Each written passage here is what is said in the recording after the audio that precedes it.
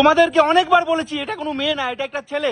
দেখো দাদা, ওইটা ছেলে হোক বা মেয়ে, কিন্তু তুমি সবার সামনে এইভাবে একটা মিটআপে টিপতে পারো না। মানে যতই ও মেয়ে সাজে যাক, কিন্তু তুমি কিন্তু এভাবে টিপাটিপি করবা না দেবঙ্গরদা। দুই বউ থাকে বাসে আর একটা লাগে, মিষ্টি বৌদিকে দীপঙ্করদার নাকি খুব ভালো লাগে, তাই একটু চেক করে নিল সলিড আছে কি না। হাই, আমি চলে এসেছি।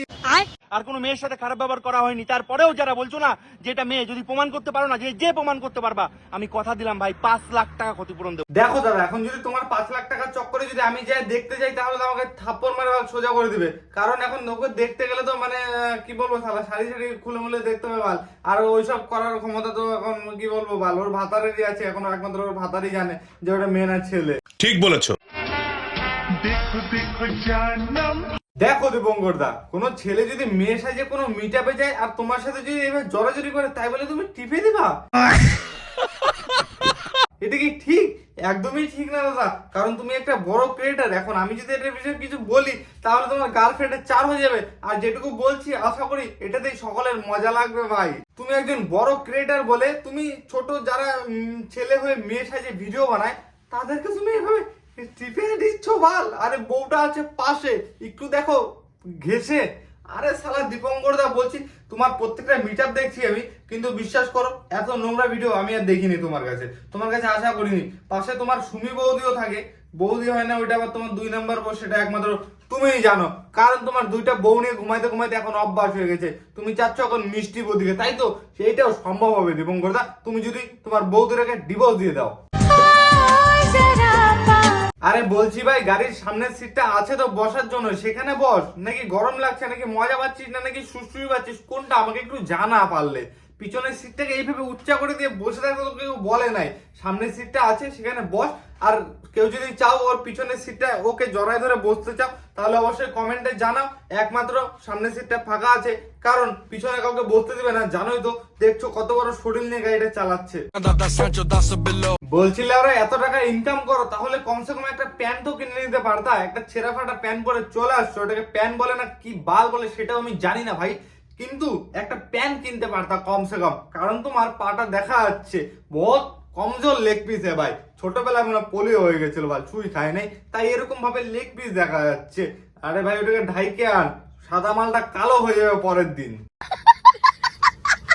আজকে স্বামীর সাথে রেস্টুরেন্টে এসে ভেবেছিলাম স্বামী শুধু কোল্ড ড্রিঙ্কসই খাওয়াবে আজকেও। আরে বাল, তাও ভালো কোল্ড ড্রিঙ্কস খাওয়াবে। আমি তো ভাবছিলাম রেস্টুরেন্টে গেছে না হোটেলে, সেটা আমি ভাবছিলাম যে কোল্ড ড্রিঙ্কসের সাথে যদি আবার বিচি কলা খাওয়াই দেয়, সেটা তো আমার আরেক সমস্যা হয়ে যাবে বাল। সমাজের জানিস উন্নতি নাই কেন?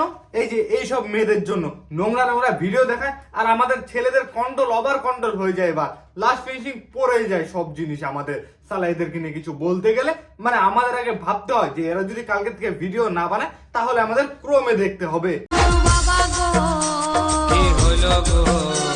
কিচ্ছু হয় নাই কাকা, এখনো কিন্তু এইবার হবে। আমি যেটা বলবো সেটা বিচি কান্দে উঠে যাবে। কারণ এইসব নোংরা নোংরা ভিডিও বানায় সোশ্যাল মিডিয়া থেকে টাকা কামাচ্ছে। আর কেউ যদি এদের ভিডিওতে কিছু বলতে যায়, তাহলেই এই বাড়া কল করবো বাল পুলিশকে, আমি এই করে দেবো সেই করে দেবো। আরে শালা ধমকি দেখাচ্ছে ভাই। মানে সমাজকে এরা উন্নতি করতে দিবে না সমাজের, এরা আরো সমাজের। আমি কি কাউকে গালি দিয়েছি? জিম না গিয়েও কিন্তু একদম সলিড বডি হয়ে না, এই কথাটা একদম ঠিক বলেছো। জিম না গিয়ে সলিড বডি করা যায় যদি তুমি হোটেলে যাও। শরীরটা দেখে তো মনে হচ্ছে একদম ফাটে যাচ্ছে, মুরগির চামড়া যেরকম ফাটে, এবার টাইনে ছেড়ে বিশ্বাস কর ওর চামড়াগুলো দেখ একবার, এদিক এদিক সব ফাইটে গেছে ভাই, মানে ফাটা ফাটা। মানে শরীর এত মোটা হয়ে যাচ্ছে না দিন দিন, জিম বেশি হয়ে যাচ্ছে। জিমটা তো জানিসই, জিম ট্রেনারকে এরকম জিম করায়। এর মুখে মেকআপ কম হয়ে গেছে ভাই, আর 1-2 কেজি আটা ময়দা কিছু দে। শালা এত সুন্দর ফেস তোমার, তাও লাগাও তোমরা ময়দা। শালা দেখতে তো একদম গাধার মতো। কম বয়সে বিয়ে করে খুব পাইকে গেছে এখনকার দিনের ছেলে মেয়েগুলা। শালা সোশ্যাল মিডিয়াতে ভাইরাল হওয়ার জন্য বিশ্বাস কর বিয়ে করে নিচ্ছে। সবার প্রথম কাজ হচ্ছে বিয়ে করা, তারপরেরটা হচ্ছে এই যে সোশ্যাল মিডিয়াতে এমন কিছু ভিডিও পোস্ট আপলোড করবে, তারপরে শালা গার মারাটা ওরাই খাবে। তারপরে কেউ রোস্ট করলে পরা আমাকে নিয়ে রোস্ট করলো, আমার এত বড় কি ভুল ছিল। আরে সালা তোরা দেখবার দেখ ভাই হাতটা কোথায়, আর শরীরে তো কিছুই নাই, ওইটুকু পড়ার থেকে না পড়া অনেক ভালো ছিল। একদম ধুম্বা চালে, গাড়ির মতো চলে, এইভাবে উচ্চা করে দেখে তো মনে হয় একদম আমরা কি বান্দর করে যে গাছে ঝুলে না ভাই, বিশ্বাস কর ওর মুখটা আর এর মুখটা দেখে কিন্তু কম মনে হয় না। কিন্তু যাই বল না কেন বৌদি খুব গাড়ি ভালো চালায়। বলছি বৌদি একটু সামনের চাকা উচ্চা করে চালাবা সবসময়, সবসময় তো দুই চাকার নিচেই থেকে দেখছি, একদম উচ্চা করে চালাবা সামনের চাকা।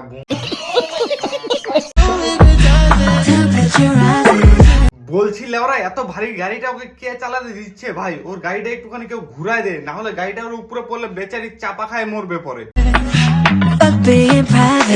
আমার মনে একটা কোশ্চেন ছিল বাল, দেখ ভাই এতদিন থেকে গাড়িটার ভিডিও দেখছি কিন্তু গাড়িটাতে বিশেষ করে নাম্বার প্লেট দেখছি না, কোনোদিনও দেখলাম না যে গাড়িটার নাম্বার প্লেট আছে। সবসময় দেখছি ছোট ছোট ড্রেস পরার গাড়িটায় ধুম্বা চালের মতো চালায়। এই ভিডিওগুলো খালি মজার জন্য দেখবা, মজা নেওয়া ভুলে যাবা, কেউ ওরা গায়ে লাগাবেন না। Bye bye. আর অবশ্যই সাবস্ক্রাইব করে দাও ভাই, কি করছো ফলো করো, কমেন্ট করো, শেয়ার করো, লাইক করো, অবশ্যই ফলো শেয়ার লাইক সাবস্ক্রাইব সব করে দাও ভাই।